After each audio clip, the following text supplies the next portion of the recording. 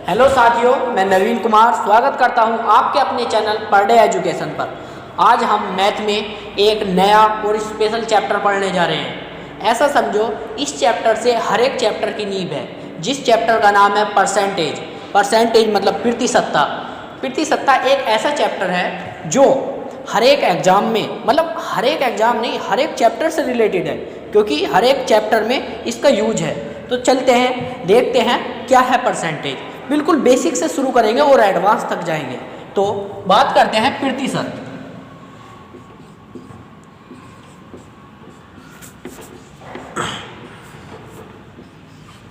प्रतिशतता में यहाँ दो शब्द हैं, प्रति और सत्ता। सत्ता मतलब 100 और प्रति मतलब बटे। प्रति मतलब बटे, मतलब ये ऐसे समझो, प्रति मतलब भाग, प्रति मतलब भाग। हमें अपना एक बेस तैयार करना होगा। बेस कैसे? ऐसे समझो, मैंने कहा 5 का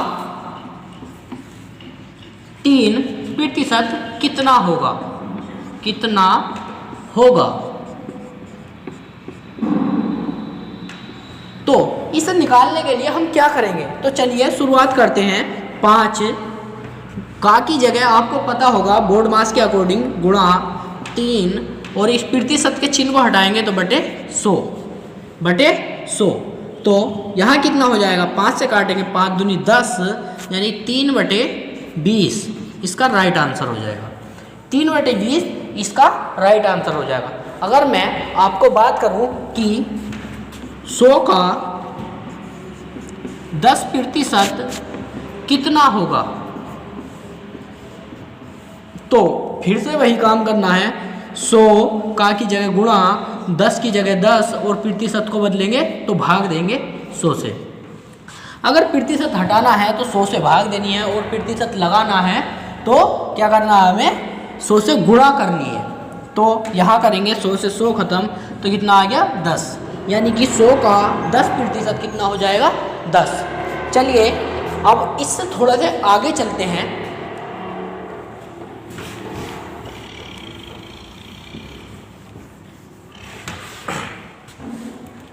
अब आगे चलने से पहले एक बात बताओ, मैंने अभी आपको बताया। तो यहाँ अगर मैं बात करूँ 1, तो 1 क्या है? 1 यहाँ 100% है, अपने आप में कितना?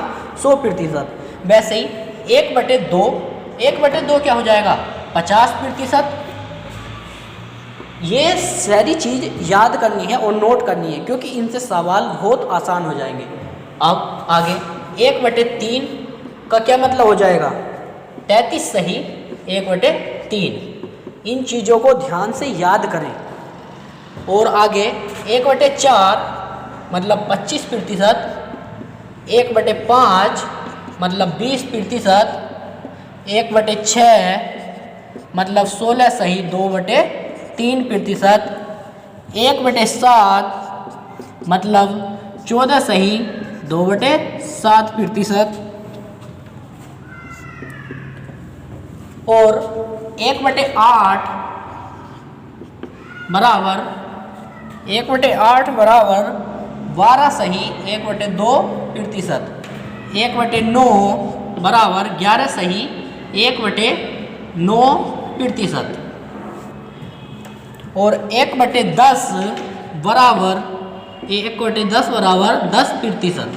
यहाँ हमने 10 तक का आंकड़ा पूरा कर लिया। इन सब को याद करने से फायदा क्या होगा? मानो सवाल में मुझे दिया कि 5 का 16 सही 2/3% बराबर कितना। तो मैं इसे कैसे सोल्व करूँगा? इसे सोल्व करने के लिए मैं 5 गुणा, क्या मैं इसकी गुणा करता रहूँ? नहीं, मैं डायरेक्ट इसका मान मुझे याद होगा तो मैं रखूँगा कितना? 1/6। तो मेरे पास आंसर में आएगा 5/6, जो कि हमारा राइट आंसर होगा। चलिए अब नेक्स्ट पर बात करते हैं।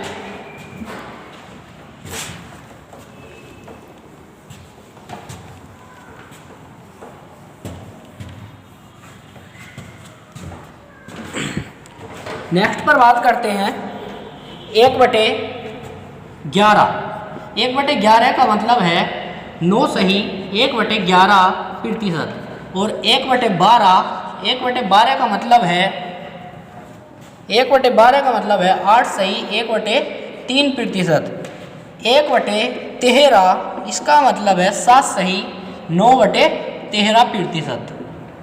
और 1/15 बराबर 6 सही 2/3%। 1/16 बराबर 6 सही 1/4%। 1/17 बराबर 5 सही 15/17%। अब आगे बढ़ते हैं। 1/18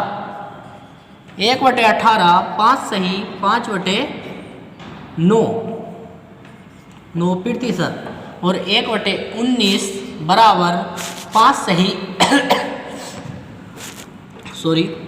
5/19%। 1/20 बराबर 5%। अब मान लो इनका फायदा क्या है। अब ये हमने डायरेक्ट मान रखे हैं ताकि हमें कुछ भी निकालने की ज़रूरत ना पड़े। अगर हमें दिया जाए तो हम डायरेक्ट मान निकाल दें। जैसे अगर मैं चाहे इधर से ले लो चाहे इधर से, मैं 1/20 का परसेंटेज में चेंज करना चाहता हूँ। सवाल में हमें दिया होगा 1/20 किसी संख्या का 1/20, तो हम उसे डायरेक्ट इतना 5% लिख सकते हैं। तो अब 1/20 को हमें परसेंट में चेंज करना है, तो हम 100 से गुणा कर देंगे। तो 0 से 0 और 2 से तो कितना आ गया 5%। इसका सेम उल्टा भी ठीक है। जैसे यहाँ 5% है तो 5% अगर सवाल में दे दिया, मैं डायरेक्ट रूप से कह दिया कि 10 का 5% बताओ, तो हम डायरेक्ट निकाल देंगे। कैसे? हमें पता है 5% का मतलब 1/20 है। तो 5% को अगर हम अब बेसिक से निकालें तो कैसे, ये हटाना है, हटाना मतलब बटे में 100 और 5 दूनी 10 और 0 का 0 यानी कि 1/20। ये हमारा क्या होगा, सिंप्लीफिकेशन, मतलब इसे सिंप्लीफाई करने के बाद में हमारे पास में ये मिलेगा। अब आगे बात करते हैं 1/24। 1/24 बराबर 4 सही 1/6%। 1/25 बराबर 4%। 1/40 बराबर 2 सही 1/2%। ये नोट डाउन करो और फिर मैं नेक्स्ट आगे बताता हूँ आपको आगे क्या करना है।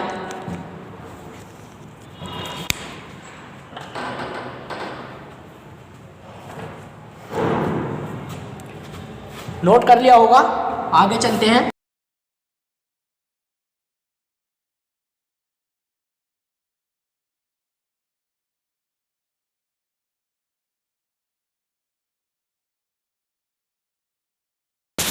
अब बात करते हैं 3/8 बराबर 37 सही 1/2%। 5/8 बराबर 62 सही 1/2%। और 5/7 बराबर 71 सही 3/7%। और 4/7 बराबर 57 सही 1/7%। और आगे बात करें तो 2/3 बराबर 66 सही 2/3%। 4/5 बराबर 80%। और 3/4 बराबर 75%। और 5/11 बराबर 5/11%। और 7/11 बराबर 63 सही 7/11%। और 8 रहने दो 10/11 बराबर 90 सही 10/11%। 4/9 बराबर 44 सही 4/9%। और 7/9 बराबर 77 सही 7/9%। अब आप यहाँ देखेंगे कि यहाँ जो है यहाँ से ये सब मल्टीपल है। मल्टीपल का मतलब है ये जो बना हुआ है ये किससे बना है, 5 की मल्टीप्लाई 1/11 से। क्या 1/11 का मान हमें पता है? जी हाँ, 1/11 का मान कितना होता है? 9 सही 1/11। बस 5 की मल्टीप्लाई इसमें कर दी तो 5 नम 45 और 5 ही का ना 5 और बटे 11। तो हमारे पास में क्या मिल गया?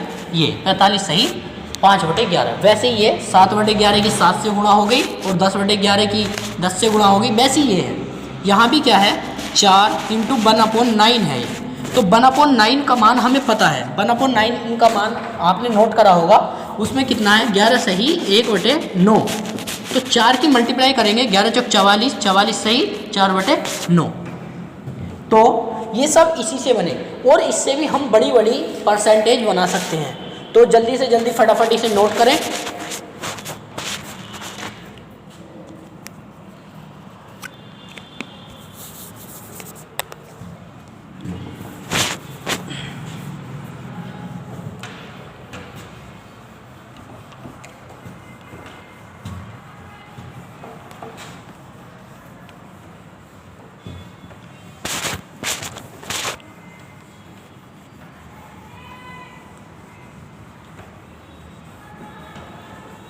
अगर आपको परसेंटेज बहुत अच्छे से सीखना है तो आपको ये सवाल ज़रूर आने चाहिए। तो इसके लिए हम आप कुछ सवाल लेते हैं बेसिक और देखते हैं कि हम इनका यूज, जो हमने ये टेबल बनाई है, कैसे कर सकते हैं। इस टेबल को आप अच्छे से रट लें, 2-3 बार दोहराएं, बार बार लिख कर देखें और ज़्यादा से ज़्यादा प्रैक्टिस करें। अब बात करते हैं जैसे 90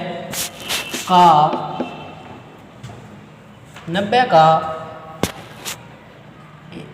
1/7 प्रतिशत या 7 सही 1/7 प्रतिशत बराबर कितना?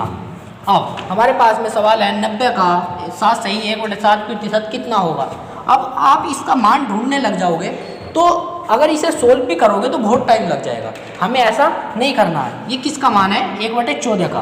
तो 90 गुणा 1/14, तो ये 45 बार 2 से और ये 7 बार, और कितना आ जाएगा?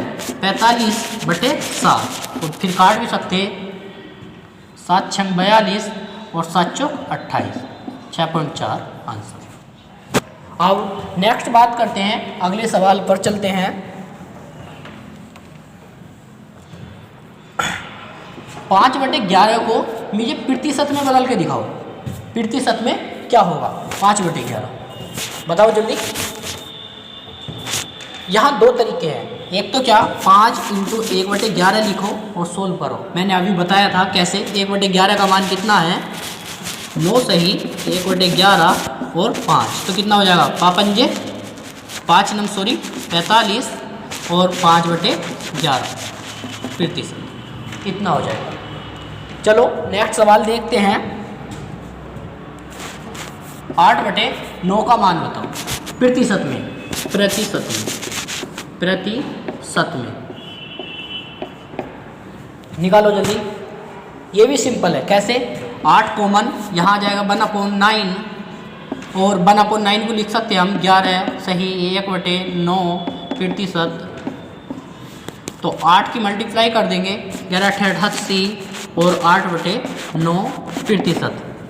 हम इनकी मदद से बड़े बड़े शब्दों के भी प्रतिशत निकाल सकते हैं। जैसे देखते रहें,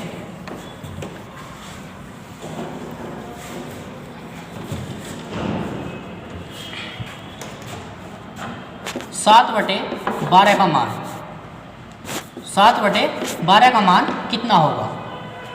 जल्दी से सोल्व करें। प्रतिशत में, ये सब प्रतिशत में बताना है। तो 7/12 का मान बताओ कितना होगा? अच्छा, 12 का मान क्या होता है? तो आपको पता, 7 अगर कॉमन कर ले तो ये बचेगा 1/12 और 1/12 का मान हमें पता है 8 सही 1/3 प्रतिशत 7 गुणा में। तो बस कर दिए गुणा, 8 7 56 और 7 के ऊपर 7/3 प्रतिशत। मगर यहाँ हमें दिक्कत क्या है? यहाँ ये 3 है और ये ऊपर 7 है, तो अभी हमें ऊपर वाला काटना पड़ेगा। 3 दूनी 6, 2 बार, तो 2 इसमें ऐड कर दो, तो कितना हो जाएगा? 58 और यहाँ 3 दूनी 6, 1/3। तो हमारा आंसर कितना आ जाएगा? 58 सही 1/3 प्रतिशत। बोलो समझ में आई या नहीं? नहीं आई? एक बार और समझो। जैसे यहाँ है 7/3 7/12। 7/12 को हम लिख सकते हैं 7 × 1/12 और 12 का 1/12 का मान हमें पता है 8 सही कितना होता है 1/3 और यहाँ 7 गुणा में। तो बस कुछ नहीं करना है, 7 के अंदर गुणा कर दो तो कितना हो जाएगा 8 सत्ते 56 और यहाँ फिर 7 की बटे में 3 ये सही में है। मगर यहाँ दिक्कत ये है कि ऊपर हमारा ज़्यादा नहीं होना चाहिए, क्योंकि आपने अगर भाग के सवाल किए हैं तो ऊपर ये ज़्यादा नहीं होना चाहिए, जबकि यहाँ ज़्यादा है। तो ज़्यादा को कम करने के लिए हमें क्या करना पड़ेगा, भाग देनी पड़ेगी। तो कितनी बार 3 दूनी 6, 2 बार जा रही है तो 2 इसमें ऐड कर दो वो, तो यहाँ कितना हो जाएगा 58। कितना हो जाएगा 58 सही 1/3। बोलो किस बंदे की बात समझ में नहीं आई? ये तो बेसिक है। मगर एक बात बताऊँ, कभी आप सोच रहे हो कि हमें एडवांस सवाल कराए जाएं, तो एडवांस बिल्कुल एकदम नहीं हो पाएंगे। तो ये धीरे धीरे से एडवांस जाएंगे हम, इनसे ही आप एडवांस की तरफ जाएंगे। तो चलिए शुरू करते हैं। इस प्रतिशत चैप्टर में कुल 3-4 तरीके के सवाल पूछे जाते हैं।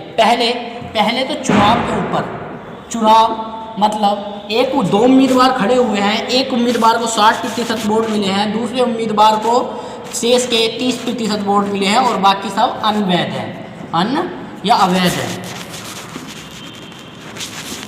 इस तरीके के सवाल। दूसरे पूछे जाते हैं खर्च और कीमत से। खर्च और कीमत से मतलब खर्च कम करना है, कीमत कम करनी है और उसका कुल लागत भी बराबर रहे, इस टाइप के सवाल। और नेक्स्ट सवाल आते हैं क्षेत्रफल के कि क्षेत्रफल अगर बढ़ाया जाए, कम करा जाए तो कैसे करेंगे। तो चलिए इन सवालों पर बात करते हैं।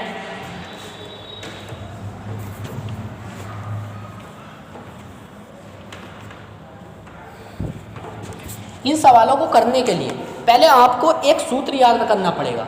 वैसे करने की भी कोई ज़रूरत नहीं है। चलो मैं एक सवाल लिखता हूँ। यदि वर्ग की भुजा में 10% की वृद्धि कर दी जाए तो इसके क्षेत्रफल में कितनी वृद्धि हो जाएगी। इस तरीके के सवाल को करने के लिए मेरे साथ बने और यहाँ ध्यान से देखें। इसके लिए जैसे यहाँ क्या है, ये एक हमारे पास में वर्ग है। वर्ग मतलब ये जिसकी चारों भुजा बराबर होती है, ये भी ए, ये भी ए, ये भी ए, ये भी ए। अब इस भुजा में 10% की क्या कर दी गई है, वृद्धि कर दी गई है। तो इसके पूरे के क्षेत्रफल में कितने की वृद्धि होगी। एक बात याद रखना, क्षेत्रफल कितना होता है a², मतलब यहाँ घात कितनी है 2, तो यानी कि 2 बार वृद्धि हुई होगी। तो 2 बार क्या हुई होगी, वृद्धि। तो ऐसे सवाल को सूत्र है x + y प्लस में xy अपोन में 100। अब याद रखना, अगर वृद्धि हुई है तो प्लस में रखेंगे मान, और हानि हुई है या कमी हुई है तो क्या में माइनस में रखेंगे। अब हमें चेक करना है कि कितने प्रतिशत की वृद्धि हुई है। तो 10% की, यहाँ +10 + 10 × 10 बटे में 100। 2 जीरो थे, 2 जीरो खत्म, 10 दूनी 20 प्लस यहाँ से कितना आ जाएगा 1। तो कुल मिलाकर 21% की क्या हुई है, वृद्धि हुई है। इस सवाल को दूसरे तरीके से मतलब बेसिक से भी किया जा सकता है। बेसिक से कैसे करेंगे वो हार्ड हो जाएगा, वैसे आप छोड़ो, आप इसी तरीके से इन सवालों को करना। नेक्स्ट पर बात करते हैं। अब